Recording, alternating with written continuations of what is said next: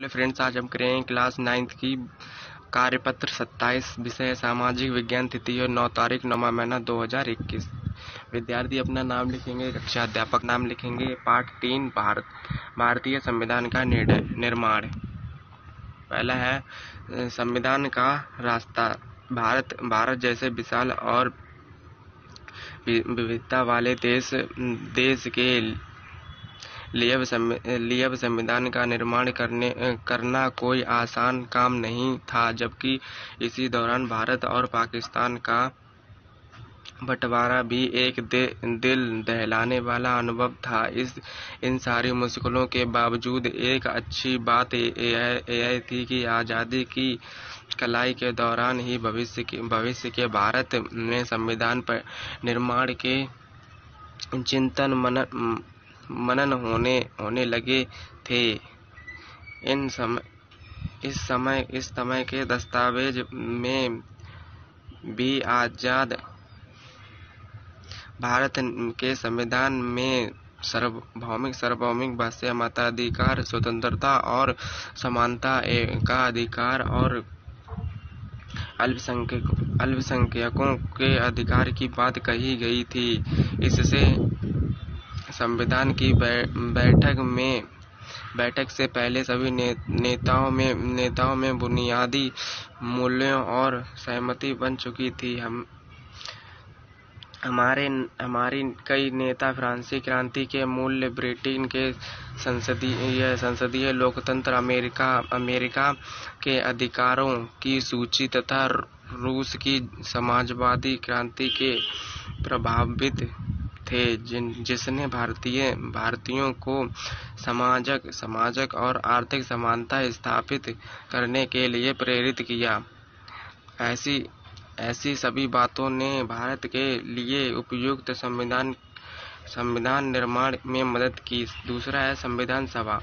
भारत में चुने हुए जनप्रतिनिधियों की जिन सभा में संविधान नाम के विशाल दस्तावेज को लिखने का काम किया है, उसे संविधान सभा कहते हैं। संविधान सभा में 299 सदस्य थे। इस सभा में 26 नवंबर 1949 को अपना कार्य पूरा किया था। 26 जनवरी 1950 को इस संविधान को देश में लागू कर दिया गया, जिससे हम हर साल गणतंत्र दिवस के रूप में मनाते हैं। तीसरा है संविधान की स्वीकार्यता। दुनिया में कई देशों में संविधान को फिर से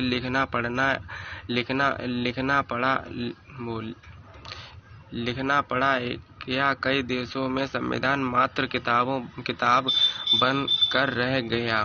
परंतु भारतीय संविधान लगभग पिछले 70 सालों में भारत में नागरिक को जोड़ रखने में सफल रहा, क्योंकि संविधान सभा सभी समूह, जाति, वर्ग, धर्म, पेशे के लोगों को स्थान दिया गया। साथ ही सार्वभौमिक वैश्विक मताधिकार को मान्यता दी, जो आजादी से पहले नहीं थी। सभा की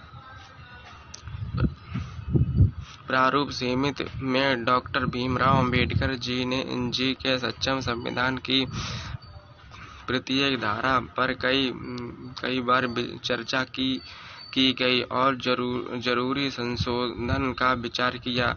संविधान में समय अनुसार कई संशोधन हुए, लेकिन कई आत्मा हमेशा बनी रही। तो आइए इसके क्वेश्चन पढ़ लेते हैं। क्वेश्चन दिए हुए हमें 6 क्वेश्चन दिए हुए हैं। पहला क्वेश्चन, संविधान सभा किसे कहते हैं? हमारे देश में संविधान कब लागू हुआ? संविधान शोषण क्या है? भारत संविधान को प्रारूप समिति के प्रमुख कौन थे? संविधान सार्वभौमिक मताधिकार से आप क्या समझते हैं? आपके अनुसार स्वतंत्रता के बाद संविधान बनने का कठिनाइयाँ आई होंगी।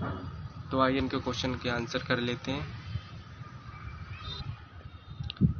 तो पहले क्वेश्चन का आंसर देख लिए। पहला है संविधान सभा किसे कहते हैं?